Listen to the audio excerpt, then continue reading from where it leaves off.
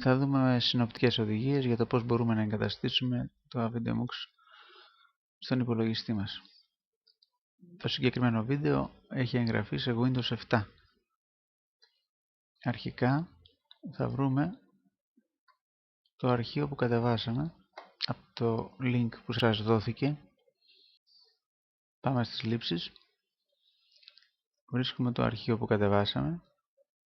Πατάμε διπλό κλικ.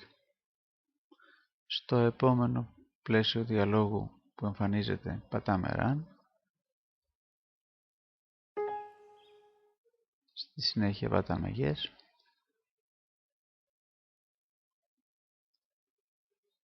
Στη συνέχεια Next. Agree.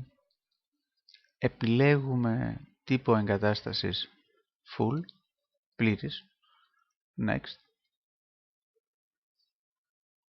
Μπορείτε να τα κρατήσετε και τα δύο τσεκαρισμένα ή να τσεκάρετε κάποιο, όποιο εσείς θέλετε.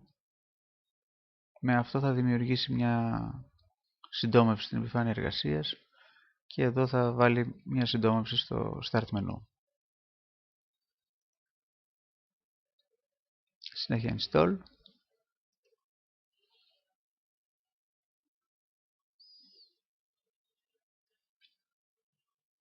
Και έχει τελειώσει.